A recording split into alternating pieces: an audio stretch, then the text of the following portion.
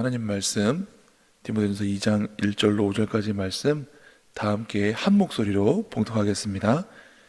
그러므로 내가 첫째로 권하노니 모든 사람을 위하여 간구와 기도와 도고와 감사를 하되 임금들과 높은 지위에 있는 모든 사람을 위하여 하라. 이는 우리가 모든 경건과 담정함으로 고요하고 평안한 생활을 하려 함이라. 이것이 우리 구주 하나님 앞에 선하고 받으실 만한 것이니 하나님은 모든 사람이 구원을 받으며 진리를 아는 데에 이르기를 원하시느니라. 하나님은 한 분이시요 또 하나님과 사람 사이에 중보자도 한 분이시니 곧 사람이신 그리스도 예수라. 아멘. 여러분, 지금 수험생 명단도 있지만 공부가 제일 쉬워요 하는 사람은 드뭅니다. 공부가 참 어렵습니다. 제 기억에도 신대원 입시 공부를 하면서 왜 이렇게 힘들지? 왜 이렇게 어렵지? 할 때가 있었습니다.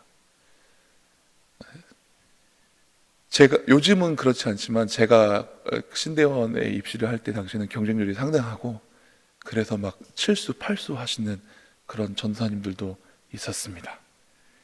어느 정도였냐면 저희 청년부 담당하시던 목사님께서 설교 말씀을 하시다가 여러분 사회양, 오자양, 총존 열매를 맺으시기 바랍니다. 이렇게 하시면 아무도 못 알아듣시죠. 그런데 신대원 입시 공부하던 저는 사랑, 희락, 화평, 오래 참음, 자비, 양성, 충성, 온유, 절제 이거 앞글자 따서 이렇게 말씀하신 거구나. 근데 본인도 모르게 입시 공부할 때 성령의 9가지 열매를 잘 외우기 위해서 앞글자만 따서 했던 거가 자연스럽게 설교 시간에 말씀 중에 그렇게 나오는 목사님도 계셨습니다. 특히 신약 성경은 마태복음, 마가복음, 누가복음, 요한복음은 각 장에 무슨 내용이 있는지 앞글자만 다 막 이렇게 외웁니다. 예를 들면 마태복음 5장은 팔소 비등률, 살간이 맹보원, 발복, 소금과 빛, 등불 비유, 그 다음에 살인하지 말라, 간음하지 말라, 이혼에 대한 예수님의 가르침 이렇게 막 첫 글자를 따서 달달달달 외워야 할 정도였습니다. 그러니 공부하다가 하나님 말씀을 막 암기하고 있는데 막 화가 난다고 어떤 사람은 막 사전을 씹어먹는데 성경을 그렇게 할 수는 없지 않습니까? 막 답답하고 힘들 때가 있었습니다. 같이 공부하다 한 전도사님이, 동생 전도사님이 있었는데 서로 너무 힘드니까 고향집에 자기 내려가려고, 어머니 생신이나 내려가려고 하니까 같이 좀 가서 바람 좀 쐬자고 그럽니다. 그래서 그 동생 전도사님 따라서 순천에 내려갔습니다. 알고 봤더니 아버지께서 목사님이셨어요. 또 감사하게도 저희 모교의 담임 목사님 동기분이셨습니다. 그래서 저를 이제 평택에 있는 어느 교회에서 왔다고 하니까 내 동기 누구 목사 교회네 하시면서 저를 그냥 가든 아들 취급해 주시고 잘 대접해 주셨습니다. 맛있는 것도 먹여주시고 또 좋은 가르침도 주셨습니다. 한 며칠 묵기로 하였습니다. 근데 가만히 보니까요, 이 목사님 네 분께서 새벽에 새벽기도 나가시지 않습니까? 나갔다가 한참 돼서 들어오십니다. 아침이 되셔야 들어오십니다. 어두울 때 나가셔서 밝아서 들어오십니다. 그리고 저녁이 되면 또 주무시지 않고 또 나가십니다. 그리고 또 들어오십니다. 뭐 하나 봤더니 두 분이서 기도하러 나갔다가 들어오시는 거였습니다. 기도 정말 열심히 하시는 목사님이시구나. 며칠 계속 봤습니다. 그리고 저희가 이제 서울로 다시 공부하러 올라가려고 하는데 아드님과 함께 저를 같이 앉혀놓고 이야기를 하십니다. 내가 목회를 오랫동안 했는데 교회에 좋은 프로그램이 있다 하면 다른 교회 가서 열심히 배워도 된다. 또 설교 잘하는 목사님이 있다고 하면 가서 듣고 좋은 것은 취하고 또 잘하려고 노력하고 좀 배우고 이렇게 하면 된다. 그런데 기도는 남이 해준 거 갖다 쓸 수 없다. 기도 많이 해야 된다. 이렇게 이야기해 주셨어요. 만약에 그 목사님이 기도를 많이 하시는 분이 아니었으면 저도 대충 들었을 겁니다. 근데 그 목사님께서 며칠 지내는 동안 아침 저녁으로 늘 그렇게 기도하시고 큰 교회 담임 목회를 하면서 이 목회에서 이렇게 부딪히는 여러 가지 문제들과 성도님들이 어려운 일들을 위해서 기도하시는 분이라는 걸 알고 나니까 하나님이 말씀 공부만 잘해야 될 게 아니라 목회자로서 이런 기도하는 소양을 가르쳐 주고 싶으셔서 나를 여기 보내셨구나, 이런 생각이 들었습니다. 여러분, 오늘 본문 말씀에 이 디모데전서, 이 편지의 주인공이 누구입니까? 사도 바울의 영적인 아들처럼 여기는 디모데라는 사람입니다. 바울은 로마의 감옥 생활 끝내고 잠시 자유를 얻을 때가 있었습니다. 그때 다시금 이전에 전도 여행을 하던 그 교회들을 방문하고 더 멀리 또 전도 여행을 갈 계획을 가지고 있었습니다. 그런데 전에 복음을 전했던 에베소 교회에 보니 거짓 교사들이 들어와서 믿음을 흔드는 일들이, 또 영지주의자들과 율법주의자들이 교회에 들어와서 그들의 복음을 전한 예수 그리스도를 믿는 믿음으로 말미암아 구원받는 이 복음을 흔드는 일들을 보게 되었습니다. 그래서 바울은 디모데를 권하여서 이 에베소 교회를 자기 대신 좀 맡아달라고 남겨두게 되었습니다. 그리고 다시 떠나서 이 아들처럼 여기는 디모데에게 목회자로서 어떻게 해야 될 것을 사랑하는 마음으로 간곡하게 써서 보낸 것이 이 디모데전서, 디모데후서의 말씀입니다. 이 에베소 교회에는 디모데의 연소함을 인하여서 이 목회자 디모데를 업신여기는 사람들도 있었습니다.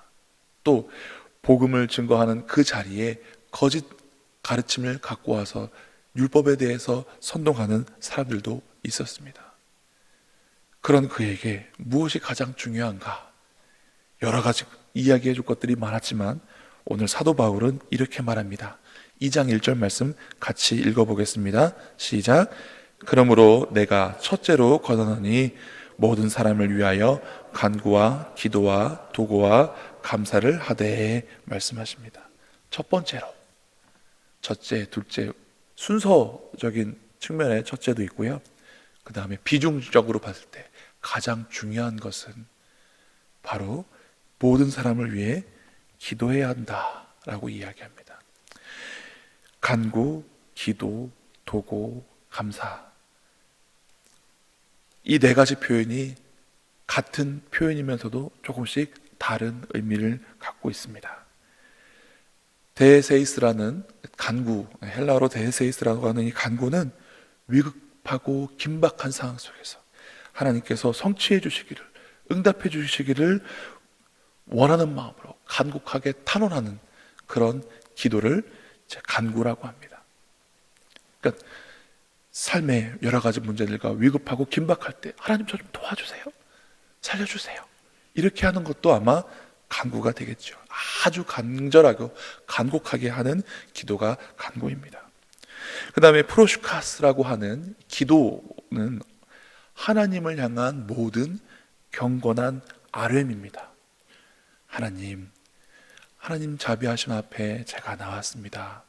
긍휼히 여겨주십시오. 선하신 하나님, 저를 바른 길로 인도해 주십시오. 이렇게 하나님을 향한 경건한 마음으로 아뢰는 것, 이것을 기도라고 합니다. 그리고 엔티쿠세이스라고 하는 도고는 이제 중보의 의미를, 다른 사람들을 위해서 내 기도가 아닌 다른 사람들을 위한 기도를 따로 구별해서 엔티쿠세이스라고 합니다. 근데 이제 5절 말씀에도 하나님과 우리 사이에 중보자이신 예수님에 대해서 이야기하잖아요. 중보라는 말은 정말로 하나님과 우리 사이에 그 관계를 위해서 중재해 주시는 분을 의미하는 중보기도 하고요. 우리가 도고라고 할 때는 우리가 하나님과 그들 사이에 중재자가 될 수는 없지 않습니까? 그래서 참된 중보자이신 분은 예수님이시고 우리는 그들을 위해서 기도하는 것을 중보기도라고 우리는 하지만 여기에서는 특별히 도고라는 단어로, 다른 일을 위한 기도라는 단어로 사용하고 있습니다. 그리고 감사에 해당하는 유카레스티아스라는 이 단어는 하나님의 은총에 대한 감사의 고백을 뜻하고 있습니다.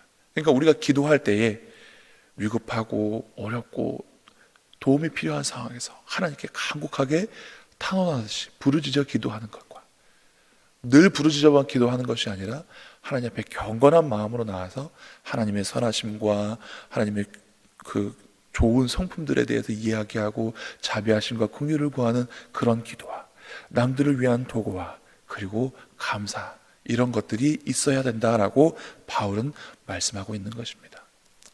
목회자로서 선하고 참되고 좋은 일꾼들, 감독과 집사를 이렇게 세우고 권사는 이런 사람을 세우고 이렇게 이야기하고 싶은 것들이 참 많았을 텐데도 불구하고 바울은 먼저 목회자의 기본이 무엇인가? 말씀을 많이 알아야 된다, 사람을 잘 돌아야 된다, 이것이 아니라 하나님 앞에 이러한 기도를 할 줄 아는 사람이 되어야 한다라고 이야기하고 있습니다. 그럼 에베소 교회의 목회자인 디모데만 이렇게 기도하는 것이 바르고 참된 것입니까? 그렇지 않습니다. 오늘 우리에게도 동일하게 주어지는 말씀입니다. 교회에 와서 여러 가지 봉사와 할 일들 많이 있지만 그 중에 우리가 우선적으로 이것만 하라는 얘기는 아닙니다. 그런데 우선적으로 우리가 해야 될 것이 무엇입니까? 기도입니다. 봉사하러 우리가 모였습니다. 뭐부터 하고 시작합니까? 기도하고 시작합니다. 우리가 무슨 연합으로 모여서 같이 회식을 하거나 친교 모임을 가지려고 합니다. 뭐부터 합니까? 기도부터 합니다. 하나님, 우리 모임 가운데 함께 해주시고 이 모임이 은혜롭게 하시고 우리의 봉사와 섬김이 하나님 기뻐하시는 그런 봉사와 섬김이 되게 해주십시오. 이게 기도하는 겁니다. 교회에서 모여서 축구 선교회로, 탁구 선교회로 세상에서 하는 그런 친교 모임 같은 거 얼마든지 할 수 있습니다. 음악 교실도 할 수 있습니다. 그렇죠? 그러나 세상과 구별되는 것이 무엇입니까? 우리가 시작할 때 기도로 시작합니다. 제 기억에도 고등학교 때 그 기독교 학생 동아리 중창단을 만들어 가지고 같이 막 찬양 연습을 하는데, 찬양 연습하는 거니까 어떻게 합니까? 바로 노래부터 부르고 찬양부터 합니까? 그렇지 않습니다. 기도부터 하고 시작합니다. 그러므로 내가 첫째로 권하노니 우리는 기도하는 사람들이 되어야 합니다. 그것이 우리가 세상 사람들과 세상의 모임들과 구별되는 첫 번째 특징 중에 하나입니다. 말씀을 읽기 전에도 어떻게 합니까? 기도합니다. 아까 제가 신대원 입시 공부한다고 했는데 하나님 말씀 공부하면서 기도 안 하고 시작하겠습니까? 기도합니다. 하나님, 저 어떻게든 이 말씀 달달달달 외우고 잘 암기되고 그냥 지식적으로만 아는 게 아니라 이거 공부하면서 저한테 은혜가 되고 감동이 되게 해주세요. 이렇게 필사적으로 기도해야 됩니다. 우리가 무엇을 하려고 할 때, 무슨 일이든지 기도함으로 하나님의 도우심과 임재를. 공부하는 사람들은 책상에 앉아서 시험 볼 때 어떻게 기도합니까? 찍는 거 잘 맞게 해달라고 기도합니까? 아니요. 하나님, 지혜의 근본이신 하나님, 저에게 지혜를 허락해 주시고 누구든지 지혜가 부족하거든 꾸짖지 아니하시고 후히 주신 하나님께 구하라고 말씀하시는 그 말씀 의지해서 기도하니 나에게 지혜를 허락하여 주시옵소서. 이렇게 기도하는 거예요. 이 공부하는 것이, 익히는 것이 나에게만 유익이 아니라 하나님 나라와 뜻을 위하여 사용되게 하여 주시옵소서. 이렇게 기도하는 거죠. 수험생을 위한 기도라고 한답시고 하나님, 우리 애가 모르는 거 지금은 다 맞게 해주시고 점수 무조건 잘 나오게 해주시고, 이거는 바른 기도가 아니라는 말씀입니다. 모든 일에 기도로 시작해야 하는 것입니다. 그런데 바울은 이 기도의 대상이 누가 되어야 되는가? 2절 말씀이 이렇게 말씀하십니다. 같이 읽어보겠습니다. 임금들과 높은 지위에 있는 모든 사람을 위하여 하라. 경건과 단정함으로 고요하고 평안한 생활을 하게 하려 함이라. 아멘. 여기 나와 있는 임금들에는 당시에 기독교를 박해하던 로마의 황제도 포함되었을 것이고 분봉왕들도 포함되었을 것입니다. 그러나 이 말씀은 당시에 나라를 다스리던 고 로마와 이스라엘 지역에 있는 왕들만을 의미하는 것이 아니라 시대를 초월해서 또 공간을 초월해서 세상의 모든 높은 지위에 있는 사람들을 위해서 우리가 기도해야 한다라고 바울은 가르치고 있는 것입니다. 그들이 선하고 악하고 바르고 나쁜 왕 이런 거하고 상관없이 우리가 기도해야 한다라고 말씀하고 있습니다. 로마서 13장에 보면 모든 이런 권력들은 하나님께서 사실 허락하지 않으시면 그들이 가질 수도 없고 누릴 수도 없는 것이다 라고 말을 하는 것을 볼 수 있는데, 우리는 나쁜 사람이든 선한 사람이든 높은 지위와 임금들을 위해서 기도해야 한다라고 바울이 말합니다. 근데 그 이유가 무엇인가? 뒤에 나오죠. 우리가 모든 경건과 단정함으로 고요하고 평안한 생활을 하려 함이라. 그리스도인들이 모든 경건과 평안과 단정함, 고요한 중에 이렇게 신앙생활을 잘 할 수 있도록 하는 비결 중에 하나가 뭐냐? 정치와 경제와 신앙이 구별돼서 상관이 없는 것이 아니라, 우리가 영으로는 하나님의 나라를 살고 있어도 우리의 발이 이 땅을 디디고 있기 때문에 이 땅에 살아가는 사람들, 이 땅의 통치자들을 위해서 기도해야 한다는 것입니다. 그들이 하나님을 경외하고 백성들을 사랑하고 참되고 바르고 옳은 선한 양심을 가지고 탁월한 지혜와 능력으로 백성들을 잘 다스릴 수 있도록 우리가 기도해야 하는 책임이 있습니다. 그렇게 할 때 우리도 고요하고 평안한 중에 경건과 단정함으로 신앙생활할 수 있는 비결이 있기 때문이다 라고 사도 바울은 말씀합니다. 남을 위하여 기도하는 것, 결국 우리에게 돌아옵니다. 마태복음에 보면 예수님께서 제자들을 둘씩 짝을 지어서 전도 여행을 보냅니다. 그런데 예수님께서 어느 집에 들어가든지 무엇을 빌어주라가 되어 있습니까? 평안을 빌어주라. 우리는 같은 성도의 집에 방문했을 때 어머 이거 어디서 샀어? 하고 집안에 있는 예쁜 걸 보고 바로 막 부러워서 이렇게 얘기하는 것이 아니라, 제일 먼저 뭐부터 합니까? 눈을 감고 이 가정 위에 하나님께서 평강 주시기를, 이 가정의 문제들이 해결되어 주시기를, 임마누엘의 하나님께서 함께 해주시기를 축복하며 기도하는 것입니다. 근데 예수님 말씀이 참 감사한 게요, 그 너희가 빌어준 복과 평안이 그 집에 머물기에 합당하면 거기에 임할 것이고, 그렇지 못하면 그게 어떻게 된다고 말씀하셨죠? 나에게로 돌아온다라고 말합니다. 그러니까 남을 위한 기도가요, 남을 위한 기도일 뿐만 아니라 결국에는 나를 위한 기도입니다. 그러니 배 아파서 아우 저 사람 이렇게 배 아픈 마음으로 기도하는 것이 아니라, 우리가 축복할 때는 어떻게 해요? 넘치도록 다른 이들을 축복하며 기도하는 것입니다. 배 아파하시면 안 돼요. 하나님, 우리 집사님네 사업장 시작했습니다. 적당히 잘 되게 해주세요. 너무 잘 되면 제가 배가 아파요. 이러면 되겠습니까? 그렇지 않아요. 할 수만 있으면 할 수 있는 대로 큰 축복, 좋은 축복으로 우리가 기도해야 하는 것입니다. 왜요? 결국 우리에게 돌아오거든요. 우리는 그런 이 기도의 비법, 비밀을 깨달아서 할 수만 있으면 많은 사람들을 하나님의 이름으로 예수 그리스도를 의지하여 축복하고 평안을 빌어주고 복되게 되기를 기도하는 사람들이 되어야 합니다. 이 새벽에 나오실 때 여러분들 많은 기도의 제목이 있겠지만 그것을 아셨으면 좋겠습니다.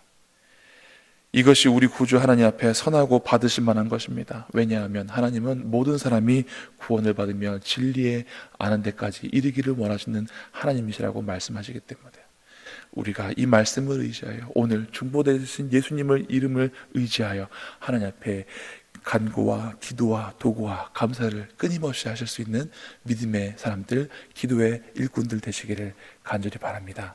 기도하시겠습니다. 하나님, 신앙의 여러 가지 요소들과 우리가 해야 될 것들이 참 많이 있지만 바울의 말씀처럼 우리가 무슨 일을 하든 어디에 가든 누구를 만나든 기도하는 사람이 되게 하여 주시옵소서.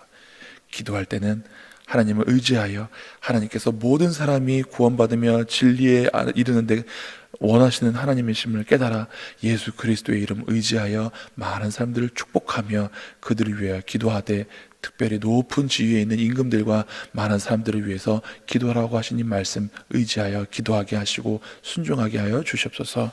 우리를 이 새벽에 부르셨사오니 우리가 나만을 위한 기도가 아니라 하나님 나라와 하나님 뜻을 위해서 기도하고 간구하고 또 높은 임금들과 지위에 있는 자들을 위해서 기도함으로 우리가 고요함과 평안함 가운데 신앙생활 잘 할 수 있는 그런 기도의 사람들 되게 하여 주시옵소서. 감사드리며 예수님 이름으로 기도드리옵나이다. 아멘.